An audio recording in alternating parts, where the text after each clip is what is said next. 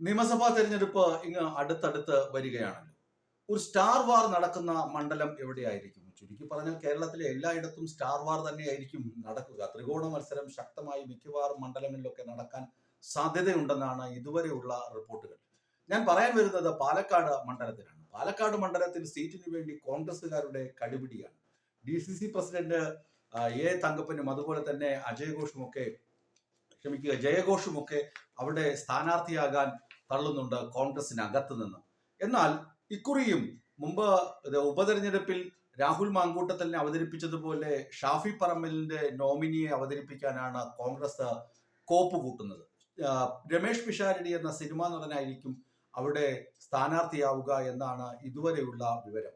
എന്നാൽ ജില്ലയിലെ കോൺഗ്രസ് നേതാക്കൾ രമേഷ് പിഷാരടിയുടെ വരവിനെ അതിശക്തമായി വിമർശിക്കുന്നുണ്ട്. കാരണം ഷാഫി പറമ്പിൽ കെട്ടിയിറക്കിയ രാഹുൽ മാങ്കൂട്ടത്തിൽ ലൈംഗിക അപവാദ കേസുകളിൽപ്പെട്ട് പാർട്ടിക്ക് ഒന്നടങ്കം, ജില്ലയിലെ കോൺഗ്രസ് പ്രവർത്തകർക്ക് ഒന്നടങ്കം, അല്ലെങ്കിൽ വോട്ടർമാർക്ക് ഒന്നടങ്കം നാണക്കേട് സൃഷ്ടിച്ചു വെച്ചു. അതുകൊണ്ട് ഷാഫിയുടെ നോമിനികൾ ഇനി വേണ്ട, ജില്ലയിലെ കോൺഗ്രസ് പ്രവർത്തകരോ യൂത്ത് കോൺഗ്രസ് നേതാക്കളോ ഒക്കെ ആയാൽ മതി സ്ഥാനാർത്ഥി എന്ന നിലപാടാണ് ജില്ലയിലെ കോൺഗ്രസ് നേതൃത്വത്തിനുള്ളത്. അതാണ് ഞാൻ ആദ്യം സൂചിപ്പിച്ച ഒരു തങ്കപ്പൻ DCC പ്രസിഡന്റും അതുപോലെ തന്നെ ജയഘോഷ് യൂത്ത് കോൺഗ്രസിന്റെ ജില്ലാ പ്രസിഡന്റ്, ഇവരിൽ ആരെങ്കിലും ഒക്കെയാണ് നിൽക്കുന്നതെങ്കിൽ കോൺഗ്രസുകാർക്ക് വളരെയധികം സന്തോഷം ഉണ്ടെന്നാണ് ജില്ലയിൽ നിന്ന് ലഭിക്കുന്ന വിവരം. എന്നാൽ രമേഷ് പിഷാരടിയുടെ ജനപ്രീതി അതുപോലെ തന്നെ അദ്ദേഹത്തിന്റെ നിലപാടുകൾ ഒക്കെ തന്നെ ജനങ്ങൾക്ക്, നാടിനെ കൃത്യമായി അറിയാം. അതുകൊണ്ട് തന്നെ ഈ പ്രത്യേക സാഹചര്യത്തിൽ ജയഘോഷിനെയോ തങ്കപ്പനെയോ നിർത്തിക്കഴിഞ്ഞാൽ വിജയസാധ്യത കുറവാണ് എന്ന് കോൺഗ്രസ് നേതൃത്വം തിരിച്ചറിയുകയും രമേഷ് പിഷാരടിയെ പാലക്കാട് നിയോഗിക്കാനുള്ള പച്ചക്കൊടി വീശുകയും ചെയ്തിട്ടുണ്ട് VD സതീശനും അതുപോലെ തന്നെ സണ്ണി ജോസഫും ഒക്കെ. ഇത് പാലക്കാട് എങ്ങനെ സ്വീകരിക്കുമെന്ന് വേണം കാണാൻ. കാരണം ഇക്കുറിയും ഷാഫി കെട്ടിയിറക്കുന്ന സ്ഥാനാർത്ഥികൾ പാലക്കാട് ജില്ലയ്ക്കോ പാലക്കാട് മണ്ഡലത്തിനോ ഒക്കെ അപമാനം വരുത്തി വെച്ചാൽ അത് വലിയ വില നൽകേണ്ടി വരുന്ന കാര്യമായി തീരുമെന്ന് അവിടെയുള്ള പാർട്ടി നേതാക്കൾ, ജില്ലാ പാർട്ടി ഘടകം വിലയിരുത്തുന്നുണ്ട്. അത് കോൺഗ്രസിന്റെ കാര്യം. ഇനി CPM-ലെ കാര്യം നോക്കുകയാണെങ്കിൽ വേറെ തർക്കങ്ങളൊന്നുമില്ല. രാഹുൽ മാങ്കൂട്ടത്തിനൊപ്പം മത്സരിച്ച് മികച്ച വിജയം കരസ്ഥമാക്കി, മികച്ച നേട്ടം കരസ്ഥമാക്കിയ P സരിൻ തന്നെയാകും ഇക്കുറി ഇടതുമുന്നണിയുടെ സ്ഥാനാർത്ഥിയായി പാലക്കാട് വരുന്നത്. ഒരു വ്യത്യാസം മാത്രം, സ്വതന്ത്രൻ എന്ന നിലയിലായിരിക്കില്ല, അല്ലെങ്കിൽ CPM-ന്റെ സ്വതന്ത്രൻ, പിന്തുണയുള്ള സ്വതന്ത്രൻ എന്നായിരിക്കില്ല. CPM-ന്റെ ചിഹ്നത്തിൽ തന്നെ സരിൻ മത്സരിക്കും. ഇത് വലിയ നേട്ടമാകും. അപ്പോൾ പിന്നെ BJP എന്തിനാണ് ഇരിക്കുന്നതെന്ന് പ്രേക്ഷകർക്കൊരു സംശയം തോന്നില്ലേ? കാരണം 2021 തെരഞ്ഞെടുപ്പിൽ നമുക്കറിയാം, നെക്ക് ടു നെക്ക് ഫൈറ്റ് ആണ് BJP-യും UDF-ഉം, അതായത് NDA മുന്നണിയും UDF-ഉം കാഴ്ചവെച്ചത്. ശരിക്കും പറഞ്ഞാൽ ഈ ശ്രീധരൻ എന്ന് പറയുന്ന പരിണിതപ്രജ്ഞനായ എഞ്ചിനീയർ ആയിരുന്നു അവിടുത്തെ സ്ഥാനാർത്ഥി. അദ്ദേഹത്തിനുള്ള ജനസമ്മതി എന്ന് പറഞ്ഞു കഴിഞ്ഞാൽ അത് രാഷ്ട്രീയ ഭേദമന്യുള്ള ആളുകളുടെ വോട്ട് നേടാൻ പറ്റുന്ന ജനസമ്മതി അദ്ദേഹത്തിനുണ്ട്. ഇപ്പോഴും അദ്ദേഹത്തിന്റെ ആ പ്രസക്തിക്ക്, എഞ്ചിനീയർ എന്നുള്ള പ്രസക്തിക്ക് ഒരു കോട്ടവും തട്ടിയിട്ടില്ല എന്ന് നമുക്കറിയാം. പല കാര്യങ്ങളിലും ഇപ്പോൾ റെയിൽവേ വികസനത്തിന്റെ കാര്യമായാലും കേരളം ചർച്ച ചെയ്യുന്നത് ആദ്യത്തെ പേര് ഈ ശ്രീധരന്റെ പേര് പറഞ്ഞാകും ചർച്ചയും വിവാദവും ഒക്കെ തുടങ്ങുക എന്ന് നമുക്ക് ഏവർക്കും അറിയാം.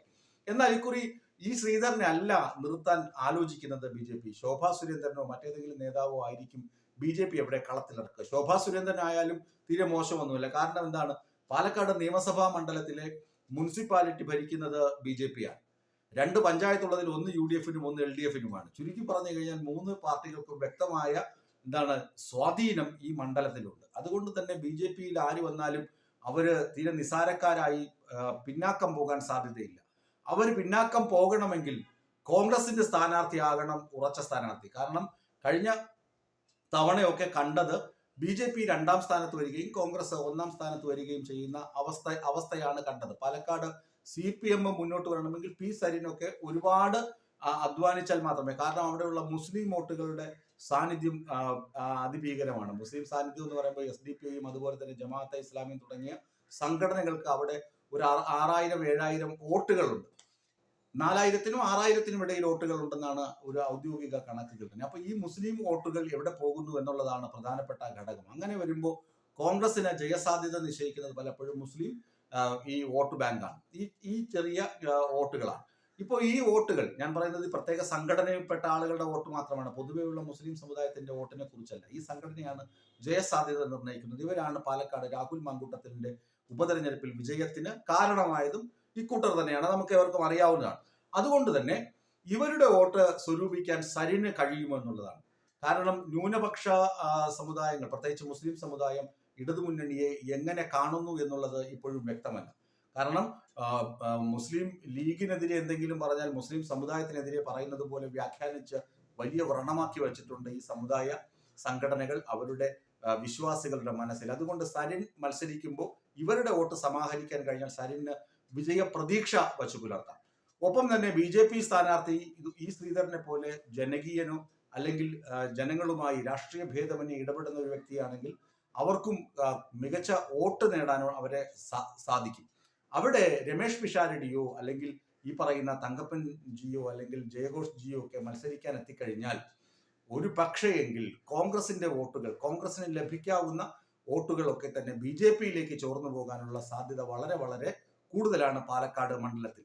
അങ്ങനെ BJPയും UDFും തമ്മിൽ നെക്ക് ടു നെക്ക് ഫൈറ്റ് നടക്കുമ്പോൾ നിഷ്പക്ഷമായ വോട്ടുകളും ജനാധിപത്യ വിശ്വാസികളുടെ വോട്ടുകളും CPMന് ആർജിക്കാൻ കഴിയുകയാണെങ്കിൽ അവിടെ CPM വൻ മുന്നേറ്റം നടത്തുകയും ചെയ്യും. ഇതാണ് പാലക്കാട് മണ്ഡലം ഒരു സ്റ്റാർ ഫൈറ്റിന് വളക്കൂറുള്ള മണ്ണായി മാറുന്നു എന്ന് ഞാൻ ആദ്യം സൂചിപ്പിച്ചതിന്റെ അടിസ്ഥാന കാരണം.